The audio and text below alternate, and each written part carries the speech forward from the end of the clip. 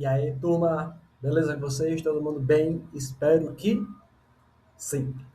Então, vamos lá dar continuidade à nossa segunda parte da nossa primeira aula do nosso segundo bimestre. Vamos lá? Então, ó, sobre o que, sobre o que falávamos na aula anterior, tipos de governo. Vimos dois: as monarquias e a aristocracia. A gente viu que a monarquia pode ser tanto absolutista quanto parlamentarista, né? Basicamente isso que a gente viu na aula passada, não é verdade? Então hoje vamos ver o terceiro tipo de governo, que é a nossa querida e amada democracia. Vocês sabem o que é democracia, certo? Espero que sim. Pois é um sistema de governo em que a gente, né, nós brasileiros, vivemos. A palavra democracia vem lá do grego, né, que é essa palavrinha aqui, ó, democratia, e que é composta de duas outras palavras gregas, né, demos e kratos. Demos significa povo, kratos significa poder. Então, o que seria o significado da palavra democracia? Exatamente. Se você falou que é tipo de governo no qual o poder é o do povo, emana do povo, você acertou em cheio. Certo? Nesse sistema político, o poder é exercido pelo povo. É o povo, ou seja, eu, vocês, os pais de vocês, os tios de vocês, os familiares de vocês, os vizinhos de vocês, que tem de fato o poder. O poder de decidir tudo no Brasil. Tudo. Temos esse poder. E esse poder é exercido através do sufrágio universal. Quem faz ideia do que é o sufrágio universal? Olha, eu vou dar uma dica. Ó. Do voto. Muito bem, quem fala no voto acertou. Então, de 4 em 4 anos, e melhor, de 2 em 2 anos, né? A gente vai lá no pininininininin, votar em alguém para ferrar a vida da gente. Não é verdade? Ou seja, esse ano, por exemplo, tem eleição para presidente, governador, deputado estadual, deputado federal e senador. Sendo que senadores são dois, você pode escolher dois para ferrar sua vida. Qual dos dois? Quem serão os dois que vocês vão escolher para ferrar a vida de vocês? Né?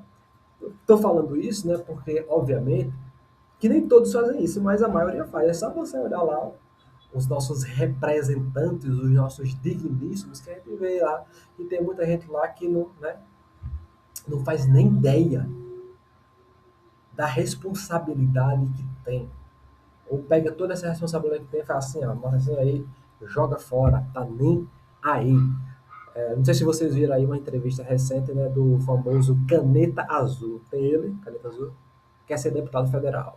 Um partido contratou ele aí, o filiou e agora lançou ele como candidato federal. Aí foi na entrevista aí, o cara perguntou, mas o que é um deputado federal? Ele fez, eu vou deixar para dizer isso mais na frente, quando a campanha chegar. E quais são suas propostas? Eu vou deixar para dizer minhas propostas para a educação quando tiver mais na frente, quando de fato a eleição começar. Ou seja, ele não faz a menor ideia do que é que um deputado federal faz. E o que é pior, a maioria da gente também não faz. Aí chega lá e vai, vou votar no Caneta Azul, vota lá. Ele vai lá para Brasília lá, ser controlado pelas pessoas que realmente entendem e deixar o Brasil essa maravilha aí que a gente tá vendo, né? Então, voltando aqui para o assunto. Então, através do voto, do sufrágio universal, a gente exerce o nosso poder. Nenhum deputado, nenhum senador, nenhum presidente, nenhum prefeito, nenhum vereador fica no poder se a gente não quiser. Só fica se a gente for lá e votar nele. Então a gente tem muito poder. Então, democracia é o regime político em que a soberania é exercida pelo povo, por nós, por eu, professor, por vocês, terceiro ano aí, que a maioria já pode votar e alguns talvez já devam votar, né? 16, de 16 a 18 pode votar. 18 de ano tem que votar. Se não votar, paga uma multa, certo? Pois é obrigatório o voto. Tranquilo que a democracia? Existem dois tipos de democracia. A democracia surgiu lá na Grécia Antiga, na nossa amada, querida Grécia Antiga, né? Ela é o berço da democracia. Principalmente em Atenas, a capital da Grécia, né? Onde o governo era exercido por todos os homens livres. Exatamente, quando fala homens, é homens mesmo, porque lá na origem da democracia, as mulheres não podiam votar, muito menos ser votada, jovens, crianças também não, e escravos ou estrangeiros também não. Apenas os homens livres poderiam votar, ser votado e exercer cargos públicos, certo? Então essa é uma pequena diferença lá da Grécia Antiga. Uma outra é que naquela época os indivíduos eram eleitos ou eram feitos sorteios para os diferentes cargos públicos. Lá na Grécia Antiga, a democracia de lá era um pouco diferente da de hoje, porque lá era funcionava com uma democracia direta. Tá aqui, ó. O que é uma democracia direta? É um sistema onde os cidadãos decidem diretamente cada assunto de votação. Então imagine que Mangabeira é uma democracia direta. Então, queremos decidir como investir o dinheiro arrecadado dos impostos. Vai toda a população de Mangabeira para um local e a gente lá, nessa praça, sei lá, nessa praça pública, iria definir onde o dinheiro seria investido. Então eu falaria, eu quero que invista na educação, não, eu quero que invista na cultura, não, eu quero que invista na saúde, não, eu quero que. E aí a gente lá naquela multidão, imagina, todo mundo em Mangabeira lá, discutindo, debatendo, tentando defender onde o dinheiro deveria ser investido. A gente bota mais dinheiro na cultura, ou na saúde, ou na educação, ou na segurança, ou na infraestrutura, onde? A gente corta imposto, a gente aumenta imposto, a gente contrata mais profissionais da educação e de saúde, ou a gente demite mais, a gente privatiza ou a gente estatiza mais empresas. Imagina que a gente tivesse que definir tudo isso. A gente, né, imagina a confusão que isso seria, né? A gente, enfim, né? Então essa é a democracia direta e era assim que funcionava na Grécia. E o outro tipo de democracia que existe é a democracia indireta ou representativa. Por que indireta?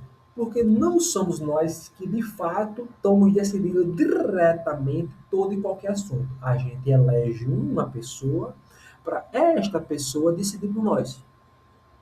Então, eu não tenho tempo de definir aí a LOA, os projetos de lei, os as PLs, as PECs da vida. Eu não tenho tempo de discutir isso. Então, eu vou eleger um vereador, vou eleger um senador, vou eleger um governador para eles decidir isso por mim.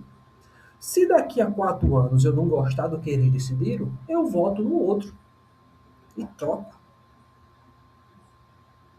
Ó, em teoria, é perfeito, né? Eu voto em você. Você diz assim, vote em mim que eu vou lhe representar, professor, lá na Câmara dos Vereadores. Vou votar projetos de acordo com o interesse da nossa cidade, do interesse do nosso bairro. Eu digo, muito bem, tem meu voto, vá lá. Passou-se 4 anos, eu vi que você votou tudo exatamente contrário àquilo que eu acredito que é o certo, ou você simplesmente não votou, ou você simplesmente não trabalhou, ou você simplesmente só está me enganando, eu digo, tchau, nunca mais terá meu voto e, portanto, nunca mais você será vereador novamente. Então, essa é a diferença básica da democracia direta da democracia indireta. Direta, eu e vocês decidimos tudo. Indireta, a gente elege alguém para esse alguém decidir por a gente. Certo?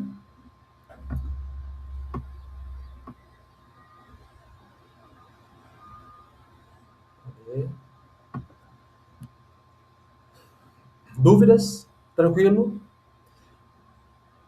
Mais uma coisinha aqui da democracia, cadê? É possível unir esses dois tipos de democracia direta e indireta, a gente tem uma mistura de uma democracia direta e indireta? A resposta é sim, é possível. Muitas democracias representativas modernas incorporam elementos da democracia direta. Estados Unidos, França, Alemanha, inclusive o Brasil. Como professor, como é que é possível unir esses dois tipos de democracia direta e indireta? Os dois elementos que a gente pode fazer para unir essa democracia é isso aqui, ó, referendos e plebiscitos. Já ouviram falar? Fazem ideia do que significa? Ó, o nome referendo, eu acho que vocês já ouviram. O que significa referendo? Vem de quê? Vem de referendar. Então, em uma votação em que os cidadãos são chamados para aprovar ou rejeitar uma decisão já tomada pelo governo. Então tá lá, os deputados federais e os senadores fizeram um projeto, aprovaram lá, sei lá, exemplo, é, aumentar o salário do professor Rubens para R$ 50.000 por mês. Aí eles, rapaz, mas será que o povo vai aceitar isso mesmo? Vamos fazer o seguinte, vamos fazer um referendo, vamos perguntar para o povo se o povo concorda ou não com essa proposta, vamos ver se o povo referenda a nossa votação. Aí é chamado, toda a população vai lá na urna eletrônica e bota lá. Você é a favor de aumentar o salário do professor Rubens para R$ 50.000? Sim. Você é contra aumentar? Sim. Aí você vai lá. E se a maioria, e eu espero que a maioria vote sim, vencer, o meu salário aumenta para 50.000. Ou seja, os representantes, os políticos, ele assim, ó, eu não vou decidir isso sozinho. Eu vou pedir para que o povo confirme ou não aquilo que eu decidi. Eu vou decidir. Eu vou votar para o salário do professor ser 50.000. Mas aí agora eu vou, como essa é uma decisão que vai ter um grande impacto financeiro para o país, eu vou pedir para que a população,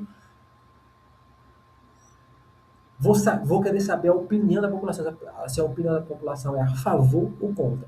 Então, se a maioria, 51% da população, ou um pouco mais de 50% da população falar sim, eu concordo, o salário do professor deveria ser mais de 50.000, acabou-se. Vou ter 50.000. Se a maioria da população falar não, sou contra, acabou-se, professor Rubens Saltero, liso novamente. Então, esse é o referendo. E o que é um plebiscito? Plebiscito é como se fosse invertendo. Em uma votação em que os cidadãos são consultados antes de uma decisão ser tomada pelo governo. Então, antes dos deputados, senadores, o governador, o presidente, o prefeito, os vereadores decidirem algo, ele vai dizer, primeiro eu quero ouvir o povo. Vou aqui convocar um plebiscito para o povo dizer se concorda ou não em aumentar o salário dos professores. Aí lá vai lá, o povo vota. Então, a maioria disse, sou a favor de aumentar o salário dos professores. Aos senadores, deputados, vereadores, prefeito, presidente, governador, vai dizer assim.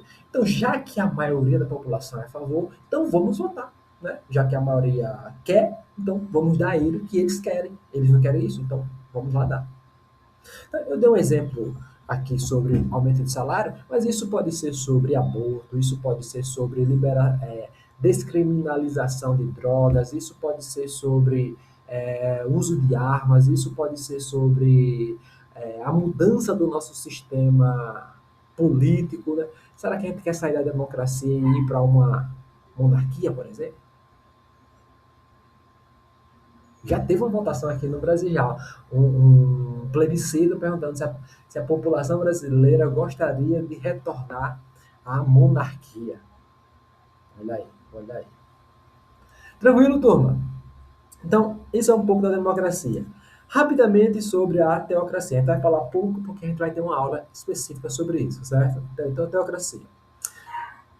Teocracia vem formando duas palavras, né? Teo, Deus, cracia, vem de crato, crato é poder. É um sistema de governo em que as ações políticas, jurídicas e policiais são submetidas às normas de alguma religião, não importa qual. Pode ser a católica, pode ser a islâmica, pode ser a judaica, pode ser a hindu, pode ser, não importa, certo? Se tiver uma religião tomando conta é, dessas ações políticas, jurídicas e policiais, teocracia.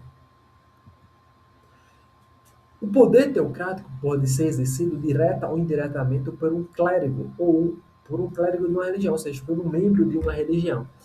Qual é o estado teocrático mais famoso do planeta? Vaticano, muito bem. O Vaticano é o menor país do mundo e lá, que é um pequeno território, como se fosse um quarteirão ali da Itália, de Roma, que é um país independente, e lá quem manda é o Papa. E o Papa é representante de que religião? Cristianismo, né? Da Igreja Católica. Então lá as regras são do Papa. O Papa manda e desmanda. Saiu do muro do Vaticano, quem manda é a democracia italiana, né? Que agora, por exemplo, está na mão da Meloni. Meloni, acho que é isso o nome da presidente de lá. Tranquilo, fácil, facílimo. Então, ó, tem um momento, será que eu vou passar para vocês, aí vocês deem pausa aí e respondam, certo? Aí quando eu mandar o PDF para vocês, vocês conferem a resposta. Dê pausa e responda.